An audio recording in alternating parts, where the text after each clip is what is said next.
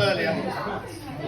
It said that when I was on my computer, it said I'd looked at the screen very closely, and it said Michaela something knee trembler, and tremlet. And it was actually, it says anecdotal with an unexpected blue twist, focusing on open relationships, sex, dating over 40, and the occasional political reference.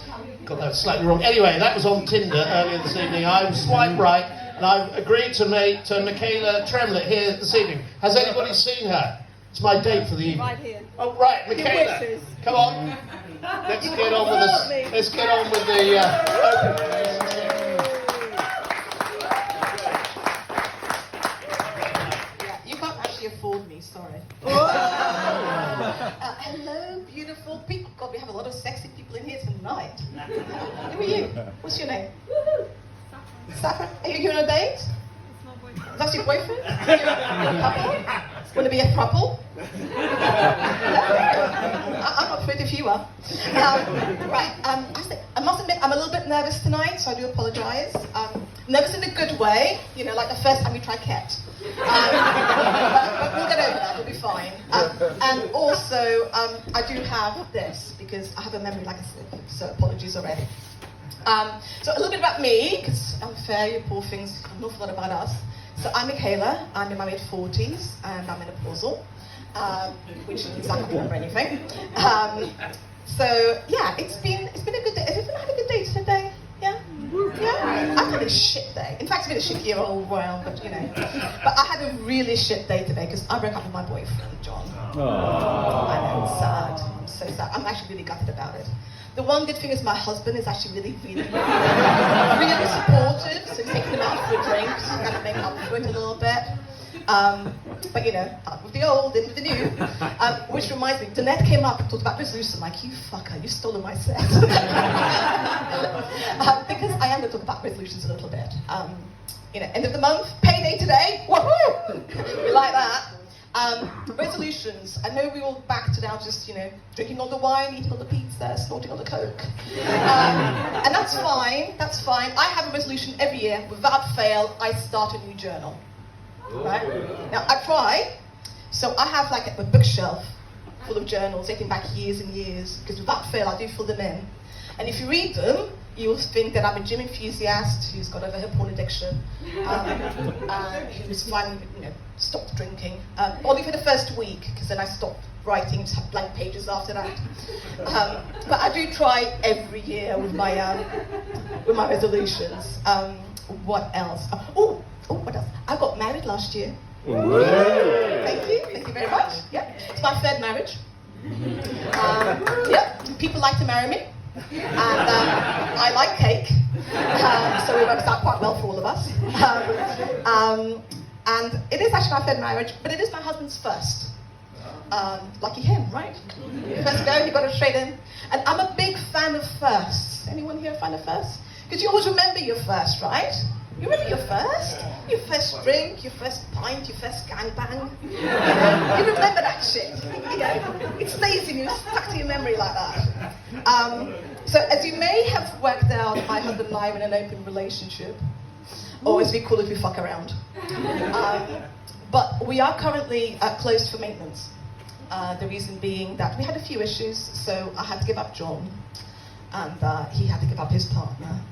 And I'm really going to miss them, because a plumber is really hard to come by, and Dave was really good.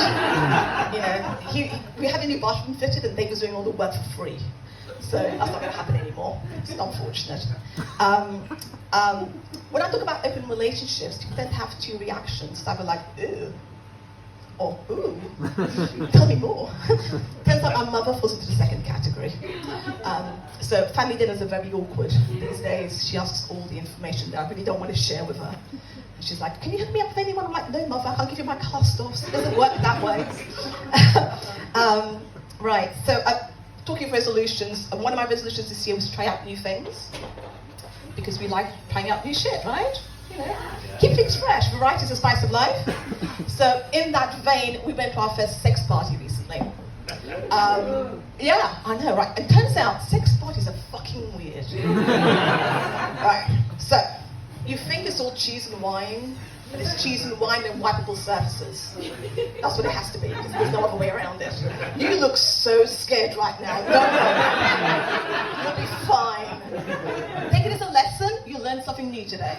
We'll walk away with some new vocabulary. Yeah, so we went to our first sex party, and we rocked up to this house. Does anyone know how to spot a swinger's house? No? Pampas grass? Bullshit! Not true. Because no one can afford a front garden anymore. So what we do have, though, is, you know those little wicker hearts that people have hanging from the windows? You know what I mean? Your mom has one? Good. Tell her I said hi. Yeah. So we walked up to this house, and the host was like super welcoming. Very handsy, but that's okay. My husband was actually in his element because he's really good with horny old men. I blame his Catholic upbringing. So the crowd when we walked in was a little bit less Love Island, a little bit more like Antiques Roadshow. But it was okay because, you know, I never felt younger. All these 65-year-olds hanging around with their wrinkled penises. Yeah, so, but actually, swinging is really hard work. Yeah? Just be prepared for that if you ever decide to go ahead for it. I'll take your number later. And I don't mean just like hard work physically, although you do get a good cardio workout out of it. It's more like hard work, like a pyramid scheme work. Like, it's really, you have to kind of go to all these events, and then you have to keep up your social network. You try to get all these people under you all the time. The one saving grace is that with swingers, when you get invited to an event, it's less of a Tupperware party and more of a bukkake party. So, but you can take care of the leftovers, because there's always nipples around, so you're all good. So we walked to this house, and it was all very civilized. Downstairs for drinking and socializing, upstairs for socializing. One hard, fast rule, okay? No shoes in the house.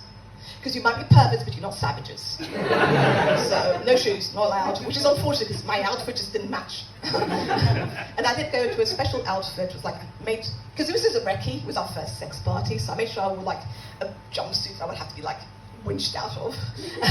So, and my shoes are really high because I'm on a short ass, so that didn't work.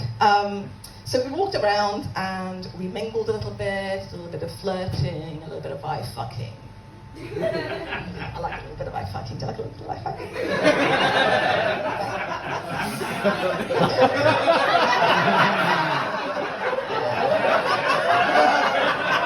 Jesus Christ.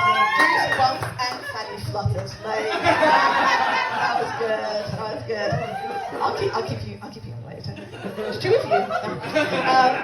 Yeah, so a little bit of that. And we eventually kind of built up enough courage, Dutch courage, to go upstairs.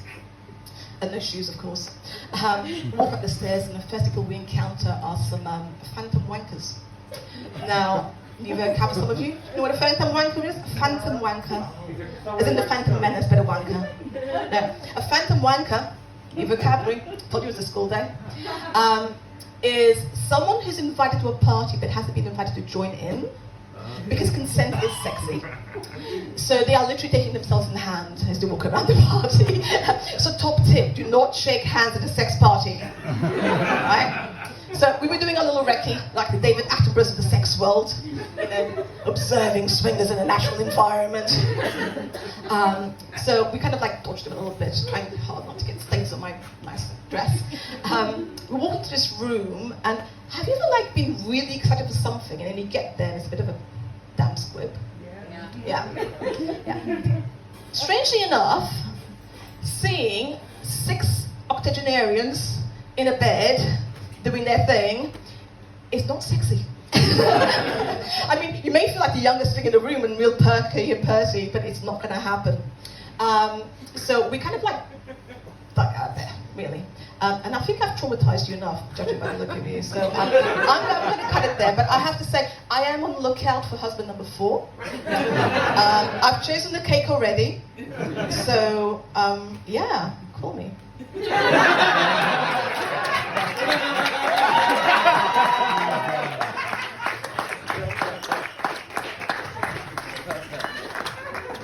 The audience will never be the same again.